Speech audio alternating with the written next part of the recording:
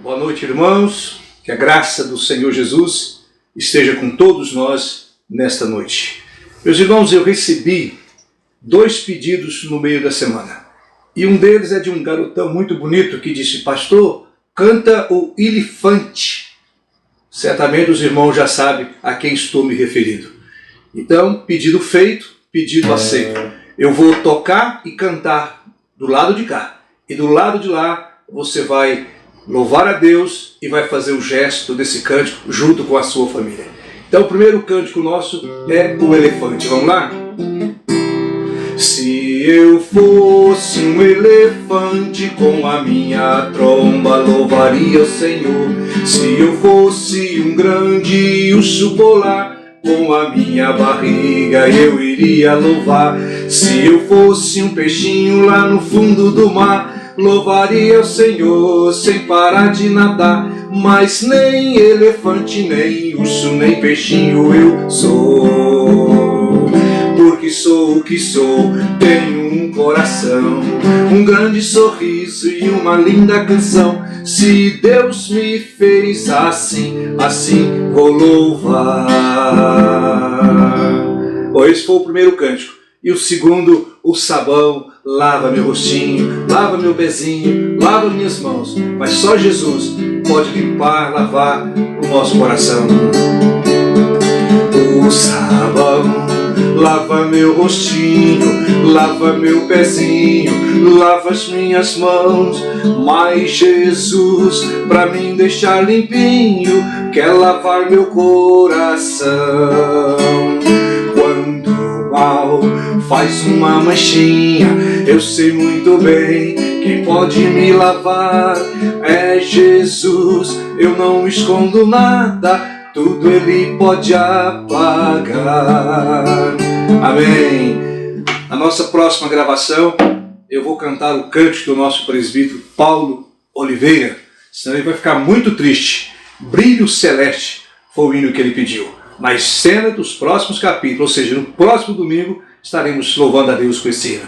Irmãos, vamos abrir a palavra de Deus na segunda carta, ou melhor, segundo livro das Crônicas, capítulo 7, versículo 14. Abra sua Bíblia, por favor. Segundo livro das Crônicas, capítulo 7, versículo 14. Disse Deus a Salomão, vamos juntos?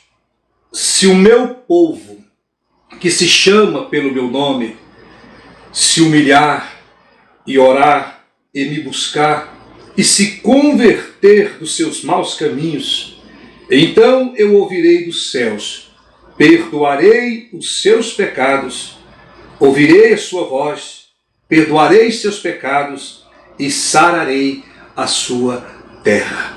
Curva a sua cabeça agora para uma palavra de oração.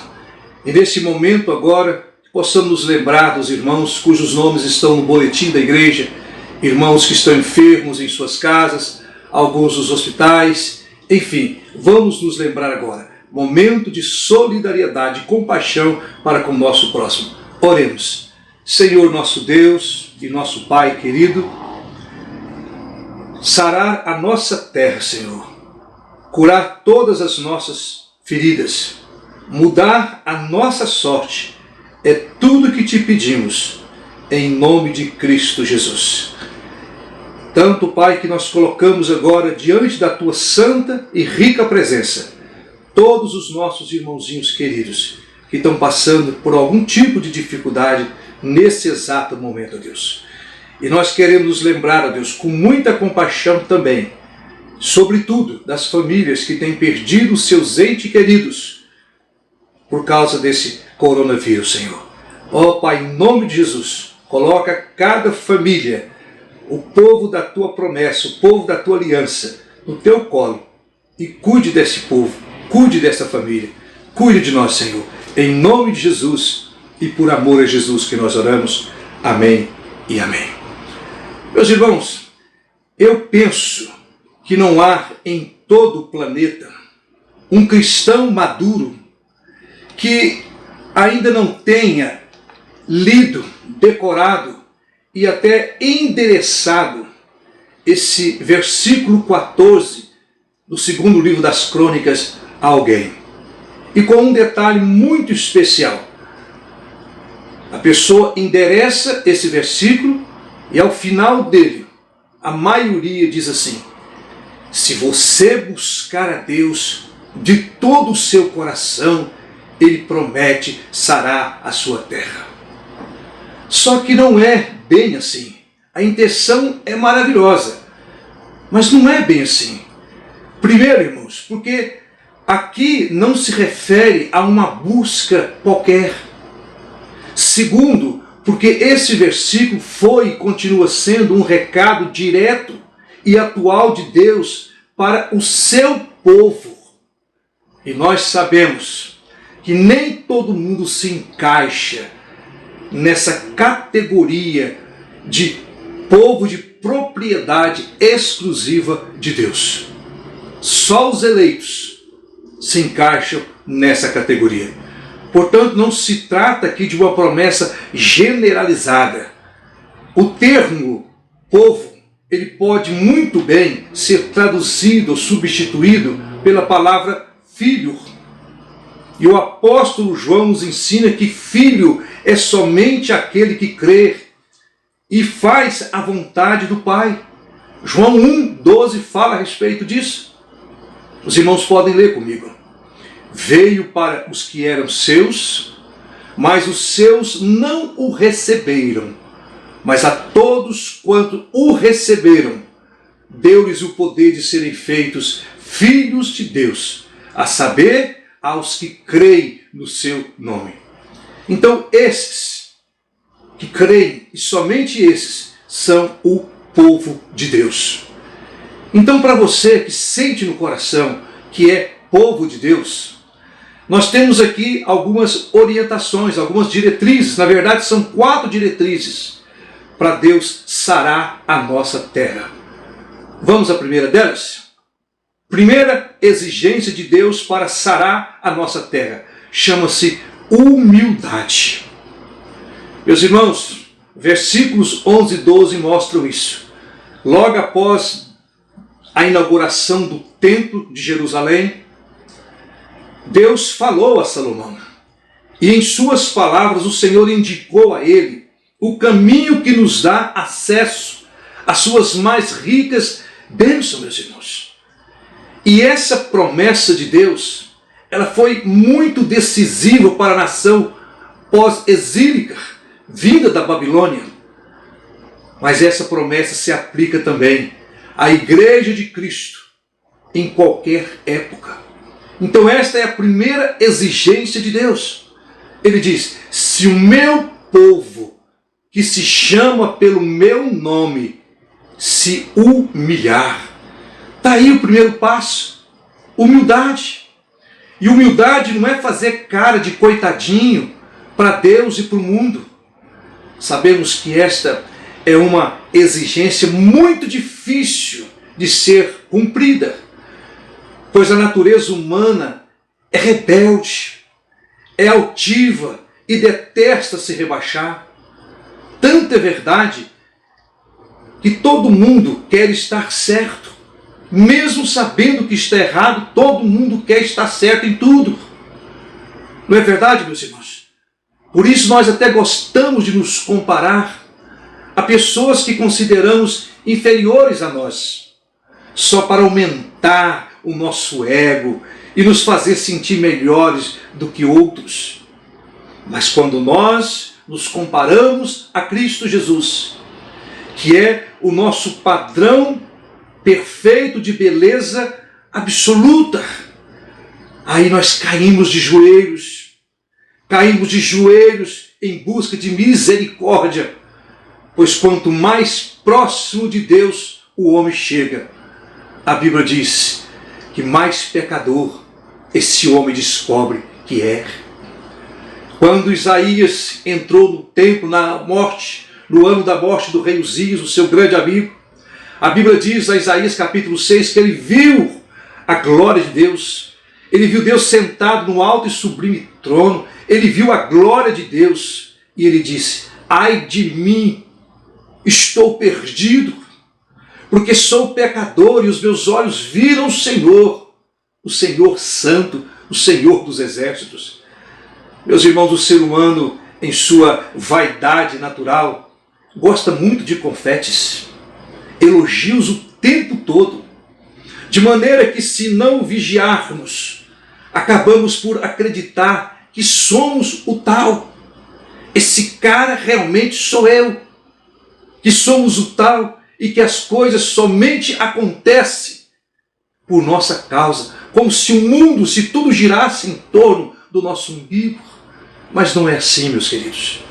O povo de Deus do passado também pensava assim, e por várias vezes foi levado cativo por causa da soberba, por causa desse sentimento que massageia o ego, que alimenta o nosso eu. Toda vez que Israel confiava em si mesmo, ele se punha em dificuldade. Israel punha tudo a perder por causa da sua soberba. Quem depende de Deus é humilde. Quem depende de Deus não se apoia na força humana, não se apoia no braço de carne ou da carne, e obedece a Deus e a sua palavra. Como no caso de Naamã, o grande general do exército da Síria, a maior potência do mundo naquela época, mas ele era leproso, então era uma pessoa desprezível por causa da sua doença. Mas para ser curado da sua lepra, esse homem precisou se humilhar diante da ordem de Deus, que dizia que ele deveria mergulhar 7 vezes no Rio Jordão, nas águas sujas e barrentas do Rio Jordão. Esse homem obedeceu sob o olhar crítico do seu exército, crítico e atento das pessoas à sua volta. A Bíblia diz que esse homem obedeceu à ordem divina e mergulhou 1, 2, 3, 4, 5, 6. E na sétima vez, meus irmãos, o milagre desceu, meus irmãos, do céu. E a sua pele leprosa e podre ficou limpa e cheirosa, como pele de nenê novo. Depois que se toma banho, passa um talquinho, é claro. No início, ele achava humilhante obedecer àquela exigência divina, pela posição que ele ocupava. Afinal, tratava-se do general do exército da Síria. Mas, irmãos, o Senhor Jesus deixou bem claro: todo aquele que a si mesmo se exalta será humilhado, mas aquele que se humilha será exaltado. Naamã voltou para o seu país, Naamã voltou para a sua família, para os braços da sua esposa, curado e completamente exaltado, porque se humilhou diante de Deus. Tiago 4,10 diz: humilhai-vos na presença de Deus, e Ele vos exaltará. Mas alguém poderia perguntar assim: pastor, por que Deus não abre mão dessa primeira exigência, humildade, já que a natureza humana decadente é contrária a ela? Eu vou dizer por que Deus não abre mão dessa primeira exigência. Não pode pular etapa. Da primeira já ir para a segunda, terceira e assim por diante. Não pode. Humildade é a primeira etapa, e eu vou dizer por quê. Porque a falta de humildade, ela nos impede de assumir erros. Pessoas arrogantes, soberbas, não reconhecem erros. Então a falta de humildade nos impede de reconhecer erros, de confessar pecados, de pedir perdão a Deus e ao nosso próximo. A falta de humildade, meu irmão, impede Deus de se aproximar de nós. O apóstolo Pedro, eu costumo chamá-lo de a humildade em pessoa. Primeira carta de Pedro, capítulo 5, versículo 5, ele disse que Deus resiste aos soberbos, mas aos humildes Ele concede a sua graça. E é só por meio da graça, desse favor divino, agindo em nós, por meio, através de nós, que nós podemos voltar para Deus em verdadeira humildade, em verdadeira dependência. Meus irmãos, segunda exigência de Deus, chama-se oração. O versículo continua dizendo: se o meu povo que se chama pelo meu nome se humilhar e orar. O fato curioso é que essa é a primeira coisa, oração é a primeira coisa que o novo convertido aprende quando chega à igreja. Nós até fazemos questão de que ele aprenda a dialogar com Deus, a falar com Deus, de forma regular, de forma simples, porém bem intensa e sábia. Todos nós aqui conhecemos aquela frase, linda frase que diz assim: a oração move a mão de Deus. E é verdade. Essa é uma verdade comprovada pelas Escrituras. Pois antes de o Senhor realizar algo grandioso na vida do seu povo, sempre foi assim, meus irmãos. O Espírito Santo de Deus, ele vem e desperta a igreja para orar, para clamar, para jejuar, para suplicar pelos benefícios da presença de Deus no meio do seu povo. E um desses benefícios chama-se a cura divina. Tem sido assim, meus irmãos, em todas as épocas, em todos os avivamentos da história da igreja, sempre foi assim. O Espírito Santo desperta a igreja como momento atual para a oração. Então tudo começa com o povo de Deus orando e clamando por misericórdia de Deus. Então, meu querido, tudo passa obrigatoriamente pela exigência da oração. E sem ela, pode acreditar, nada acontece de sobrenatural, de extraordinário, de crescimento, de milagre. Nada de nada acontece na vida desse povo que se chama povo de Deus, se não for por meio da oração. A oração é uma arma poderosíssima de Deus para o seu povo. Israel venceu muitas batalhas no passado, sem a necessidade de descer ao campo de batalha. Só orando, Israel venceu muitas batalhas. Humildade, oração, e agora nós temos a terceira exigência de Deus para sarar a nossa terra. Chama-se busca incessante. O versículo continua: se o meu povo que se chama pelo meu nome se humilhar, orar e me buscar. E me buscar. Irmãos, aqui está em vista um relacionamento agora pessoal e mais íntimo do pecador arrependido com o seu Deus Santo. Na verdade, Deus está nos dizendo que devemos tirar um tempinho para Ele em meio às 24 horas do dia, para o adorarmos com salmos, com hinos e cânticos espirituais. Você pode conferir isso em Colossenses capítulo 3:16. Diz que nós devemos apresentar diante de Deus com salmos, hinos e cânticos espirituais. Então esse verbo buscar tem tudo a ver com sentir sede de Deus. E o rei Davi, o grande cantor e grande poeta rei Davi, ele descreve de maneira poética como devemos buscar a Deus. Ele fala assim: assim como a corça, o animal sedento, indefeso, fugindo do seu predador à procura de águas, assim como a corça suspira pelas águas, assim por ti, ó Deus, suspira a minha alma. Ele diz: a minha alma tem sede de Deus, do Deus vivo.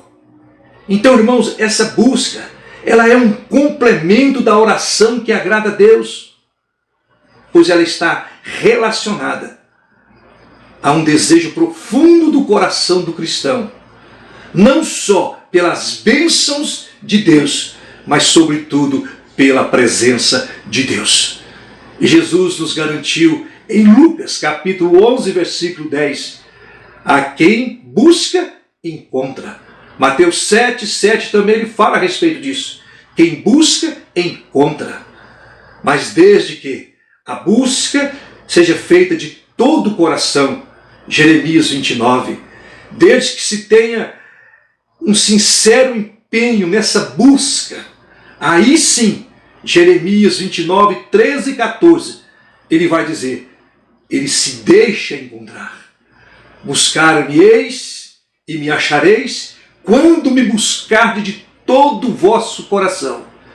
Então serei achado de vós, diz o Senhor, e farei mudar a vossa sorte. Deus se deixa encontrar quando nós o buscamos desta forma. Por que devemos buscar a Deus? Essa é uma pergunta simples, mas muito interessante. Por que devemos buscar a Deus? Devemos buscar a Deus para conhecê-lo melhor. Devemos buscar a Deus para saber o que Ele ama, mas também para saber o que Ele odeia. Então essas são as 3 exigências. E nós vamos agora à 4ª exigência de Deus ao seu povo. Mudança de vida. O versículo continua. Se meu povo, que se chama pelo meu nome, se humilhar, orar e me buscar, e se converter dos seus maus caminhos. Meus irmãos, Jeremias, o grande profeta Jeremias, chamado também de o profeta chorão, no afã de servir a Deus de alma pura, de coração íntegro, ele orou assim, converte-me e serei convertido. Olhe para mim. Quem confessa, amar, crer e servir a Deus, mas vive na prática do pecado, da visão de Cristo, essa pessoa está a ponto de ser vomitada de sua boca. Pastor, mas isso está na Bíblia, isso é muito sério. É. Apocalipse 3,16 fala a respeito disso. Jesus fala à igreja de Laodiceia, conheço tuas obras, sei que nem és frio e nem és quente. Quem dera fosses frio ou quente, mas porque você não é nem quente e nem frio, mas porque você é morna, ele diz, eis que eu estou a ponto de vomitá-la da minha boca.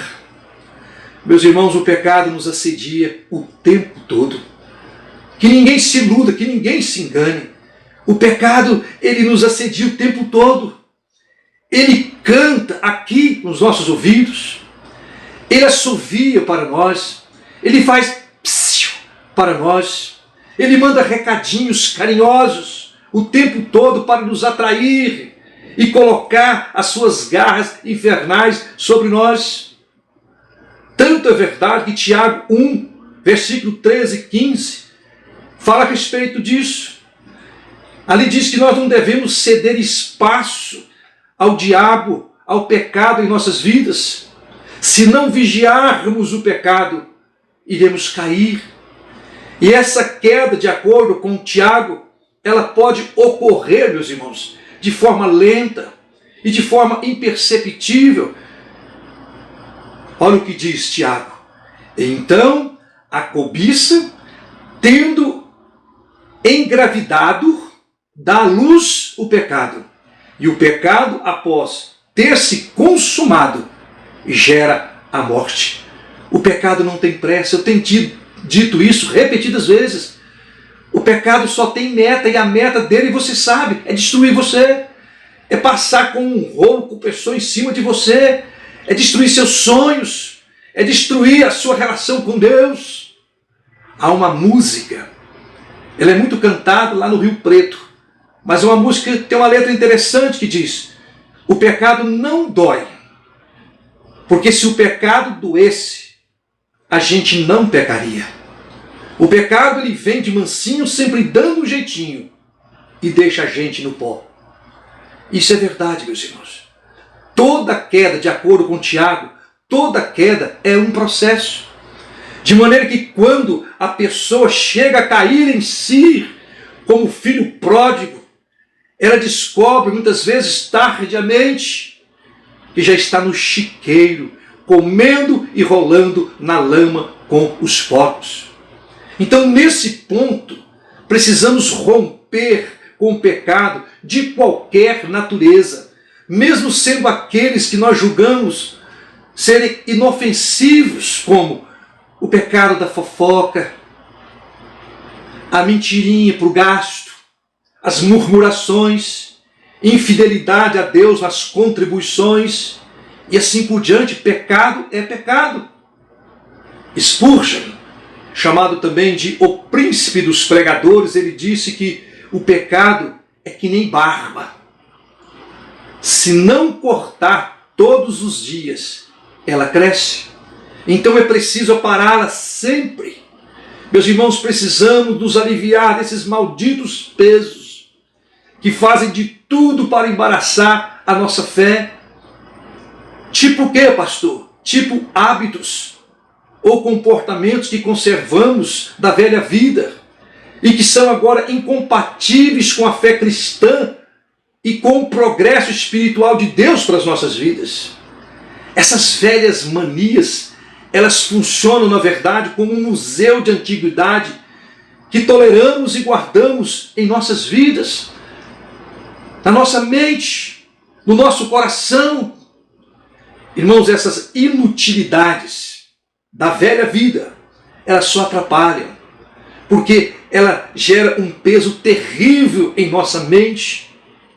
O apóstolo Paulo, que tinha um passado muito negro, um passado terrível, do qual ele não se orgulhava, ele disse: aquele que está em Cristo é nova criatura. As coisas velhas passaram e eis que se fizeram novas. Segunda carta de Paulo aos Coríntios, capítulo 5, versículo 17. Quem deseja experimentar um novo mover de Deus em sua vida, deve seguir o seguinte conselho do apóstolo Pedro. Primeira carta de Pedro 2, versículo 1. Ele diz: portanto, irmãos, livrem-se de toda maldade, livrem-se de todo engano, de toda hipocrisia, de toda inveja e de toda espécie de maledicência. Disse Deus ao seu povo: tornai-vos para mim, e eu me tornarei para vós outros. Veja, irmãos, que a questão não é só então gostar desse versículo e endereçá-lo à revelia com a promessa de que Deus irá sarar a nossa terra. Essa promessa de terra sarada não é para qualquer um. E há pelo menos 4 exigências que nós vimos aqui nesta noite. Primeiro, o povo de Deus precisa se humilhar, precisa orar, precisa buscar e se converter dos seus maus caminhos. Aí sim vem a resposta de Deus na parte final do versículo. Então, só então, diz Deus, ouvirei dos céus, perdoarei seus pecados e sararei a sua terra. Que bênção, meus irmãos!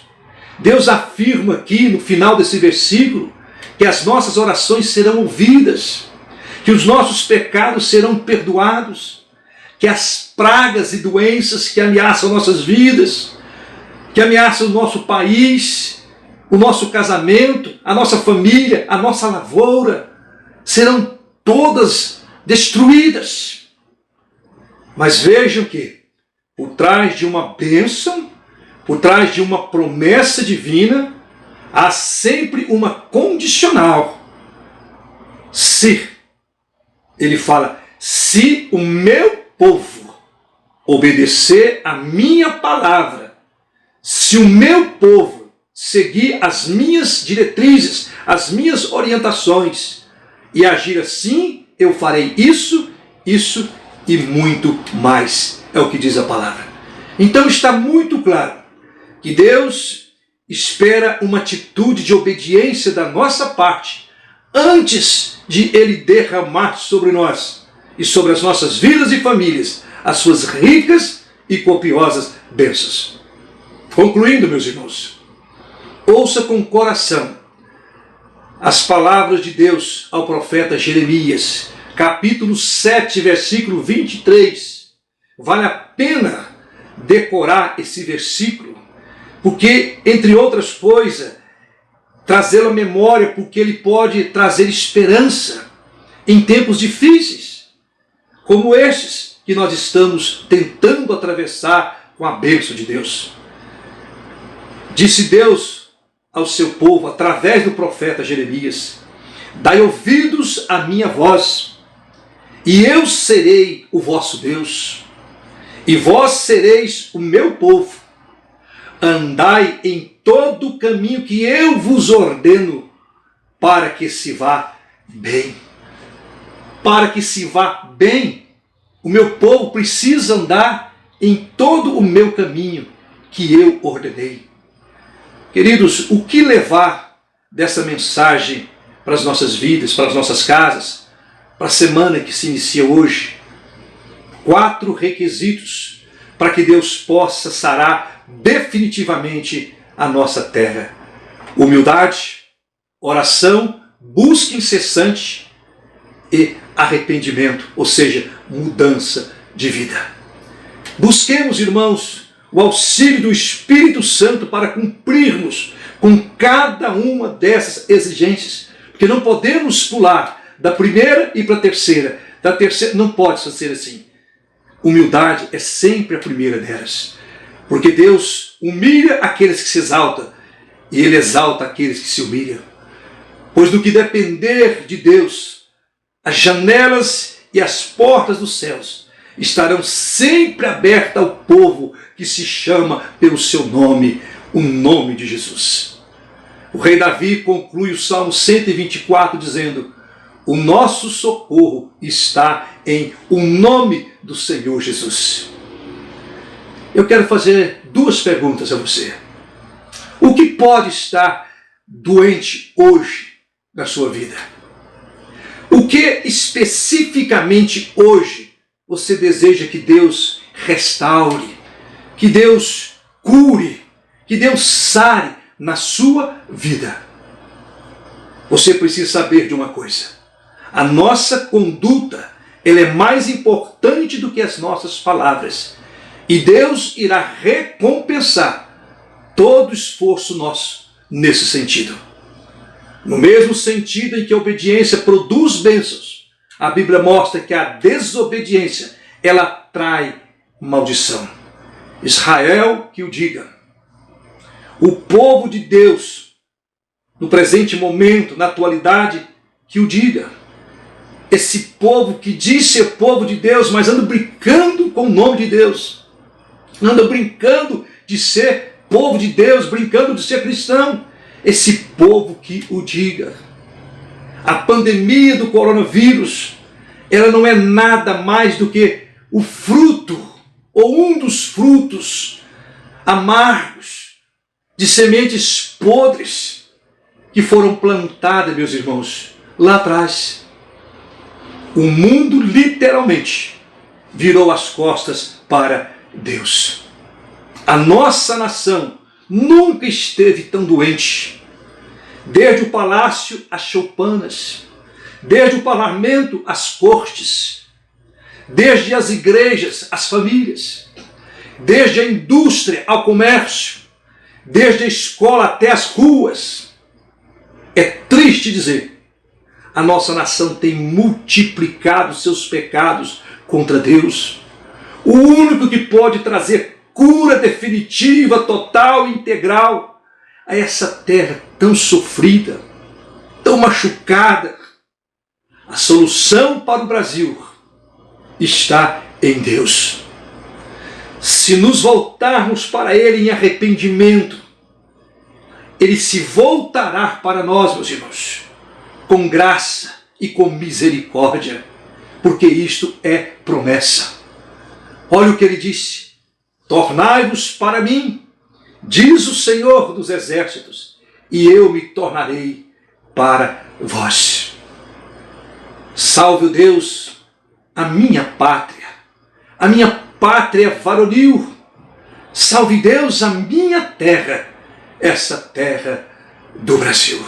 Curva a sua cabeça para essa oração final e em seguida seremos despedidos com a bênção apostólica.